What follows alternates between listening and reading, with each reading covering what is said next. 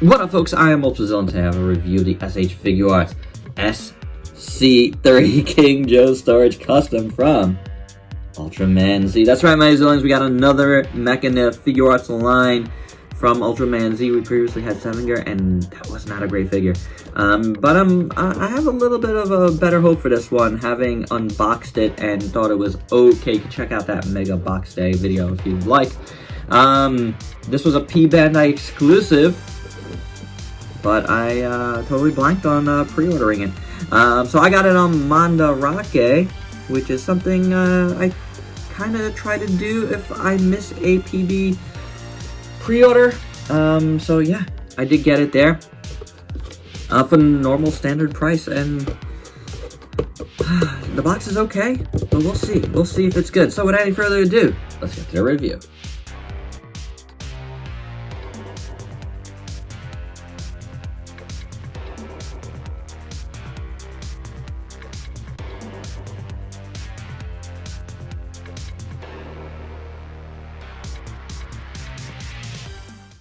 So here's King Joe out of the package, and he's pretty cool. Let's do articulation first, though, and see what we got here. The shoulders move like so. Oh, and the arm came out on the ball joint, but you can move it out a little bit. Now, the other arm is supposed to come out at the ball joint. That came out too easy. So you can get some movement. It's not a ton, but you can get some movement. The elbow doesn't have a ton of movement either. It can turn a little bit and go up and down a bit. Obviously nothing going on here. Nothing going on at the head at all. This arm does the same as the other arm. And then you do have finger articulation, which is nice. Claw articulation. Then the waist can go back and forth. Move side to side a bit. These things move. So you can move the legs around, which are very strangely articulated. I don't know why they're obsessed with articulating these robots this way from this show, but you got joint there, joint in here. They move very strangely. Can't turn it all the way around. Going out about that much, kicking forward, going back. Then you got another joint up here. Not really at the knee. You do have it at the knee, but all the way up here as well. So it gives you some very odd articulation and odd feeling movements. However, it is a lot more solid than S.T.O.R.A.G.E was, which is actually really appreciated. You can rotate this as well in here. So yeah. Then the foot has dual spots as well in here and down here. So you can move it from there, and then you can move the foot and do all that, which is cool. And you can turn it as well. So yeah, it's good. I think the articulation, you know, it's not like super incredible, but I think it's pretty good. And like I said, he's solid, and that's appreciated. Taking a look at this guy in full, I like the proportions. I think they look pretty good. Like, it looks right, I have to say. Like, it feels like, and I said the articulation is weird, but it does give it a feel like he's kind of just stepped out of the show, like, this weird, like, Toku legs. You know what I'm saying? Now, the DX version is even bigger, and we'll look at that after, but I feel like this does it better. And I like how his chest is nice and broad in those terms. So I do like the proportions. I think that really works. Starting at the bottom, though, the legs from here down, from the knees down, do not have a lick of paint at all. The sculpt work is rather nice, though. I do like it. But, you know, some scuffing, you know, some like silver scuffing or something would have been appreciated, but I do like it. I like the feet. I like these little guns on his feet. Oh, they do turn. I was going to say, it would have been cool if they turned. So there's another point of articulation. The little gun feet do turn. I did not realize that. That's pretty cool. So yeah, fire. So hey, that makes up for it. yeah, they're good looking. Bottom feet, good looking too. But again, a little paint would have been nice. But that made me happy. It really did. The upper legs does have this nice gold paint here. I do like it. And on the back here, on the threads on the back, which is cool. And on the back here. So very nice gold paint. It looks really sharp on the black. See that, man? Little paint goes a long way. But I do like the legs in total. You see how the inner legs are and how they look like tubing or whatever. They look cool. Then these parts here, like I said, move around. And even these do move within. So you can turn these a little bit. Again, more points of articulation. Kind of, sort of, if you want to think about it as that. But they look good. I like the black panel lining. I think that looks really good. That, like, adds a lot to it. Going to the back, you get it in the back. Look at that little face it makes on the back. But it looks really good. So I'm guessing these move too, yeah. And you can move these around as well. And then the back here looks pretty good. This part here is really nice with the gray. And then, again, panel lining. Looks really good. I like it a lot. Cool backpack. Some nice molded detail in here and in there. These shoulder pads here look really nice. Again, you got the black, the gray, which is cool. You got a little paint dot right there. I like this. I like it a lot. This arm here is looking pretty good. Some paint up in there. The gun's pretty good. I like how they did it here. Like, you know, you see the black through that whitish. It's kind of like an off-white. I like it a lot, actually. It's not like a stark white.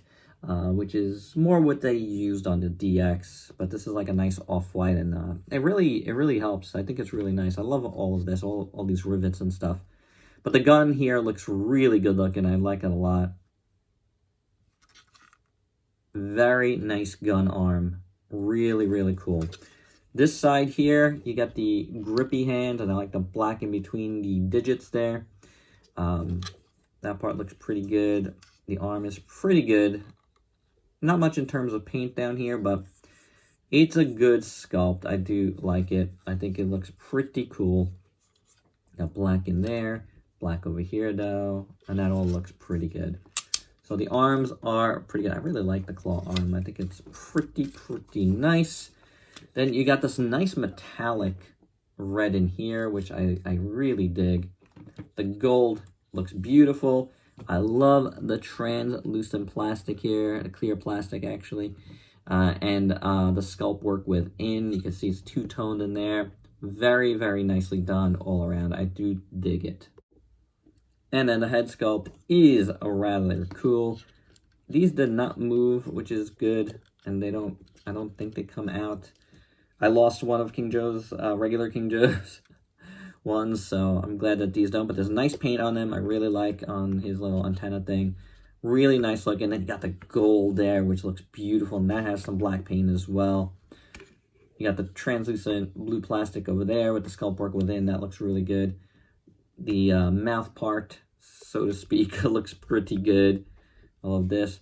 Really nice sculpt work there. More translucent plastic with the sculpt work, metallic sculpt work within. Very nice. I do dig that. I think it looks fantastic. So all in all, guys, this is a gorgeous piece in my opinion. I really dig it. I think it looks so super nice, man. Yeah, I think and this, like, I didn't see one paint blemish anywhere. That's pretty good. That is pretty good. So this guy comes with a one effect part arm, extra arm. The claw is in a fist here. You can't take it apart. There's no articulation per se in this arm, but what you do get is that this opens up and then it folds out.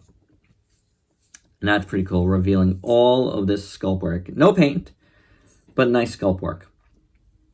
I think that's cool. Tubing, man, that could have been painted. On this side, more of that really cool sculpt work. So, which is cool.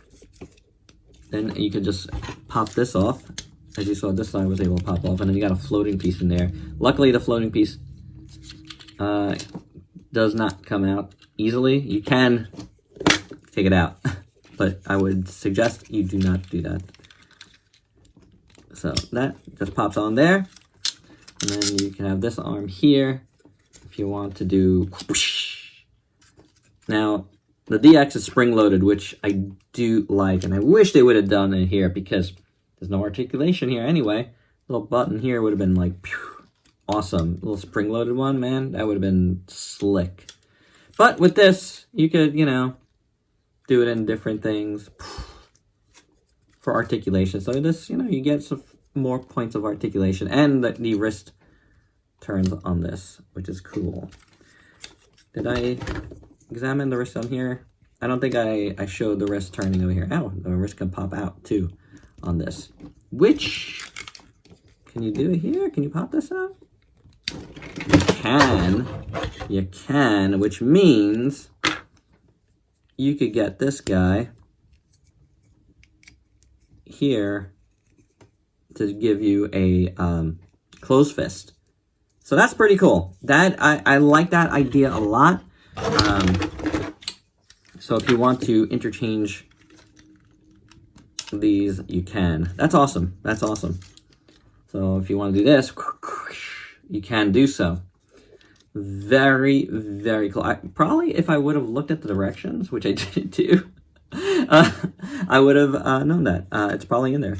But yeah, that's awesome. You got some options here, and I like it. Just to show you the directions, yes, it did. It did indeed tell you you could switch, choose, and attach. It also showed you the little guns on his feet, and warning, delicate on those. So yeah, it's all in there. It's all in there, guys. For your size comparisons, here's King Joe Custom with a bunch of other figures you might have in your collection, including the SHF Sevinger. See, he's kind of much bigger than Sevinger. This figure's so bad. But we got other stuff here with the DX King Joe Custom, which is really good, and SH Figuarts regular King Joe, and the vinyl Wyndham, which kind of is kind of like a DX sort of, and the Ultra Action figure. Regulus is just in there because he's new.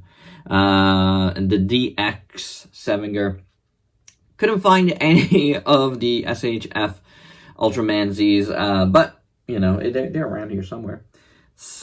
But, you know, I wanted to bring in these two to show you closer if you decide to get this, which is actually cheaper. It's bigger. But it's really cool. I really like this one. So if you saw my review, you know that, yes, this one has more details, but this one has cool gimmicks, sound gimmicks, and this thing is just awesome. I like that way better, the spring-loaded arm instead of changing out the arm. I think that's much cooler in my opinion, and you still get hand articulation. So I do like that. So if you can't get this guy, or if he's too expensive, this is a really, really great alternative. Yes, he's missing some paint apps. Yes, he's not as articulated, but it's really, really good. And my final thoughts, I really like this. I think it's a great figure. It's probably the best SHF Ultraman related figure that they've had in a while, in my opinion. The sculpt work is really nice. I like the articulation enough. I love the extra arm and the options you get with it. The paint is flawless. There's not one bad spot of paint. It's solid, and that's appreciated. So I really like it. I think it came out really, really, really good, and this is the direction that these Figuarts should be going in. I've had a lot of problems with some of the kaiju and some of the actual figures, and I don't know. Definitely Sevinger was terrible. So this is quite perfect, and I really, really dig it. So, you know, it was a P-Bandai exclusive, so it's not going to be easy to get or cheap to get at this point, but if you can get it and you can swing it, I would, because it is really cool. It's a really great figure. And there you go, guys. That's my review. Wait, time out. before I do say that, it doesn't have a lot of bells and whistles. It has the one arm, so factor that in there for yourself. Your mileage is going to vary on how you feel about that. I like what I got here, and I'm happy with it, and there you go. Alright, now we're good. So please like, comment, subscribe, and share. Check me out on Facebook and Instagram. Stay safe. Until next time. Peace out, peeps.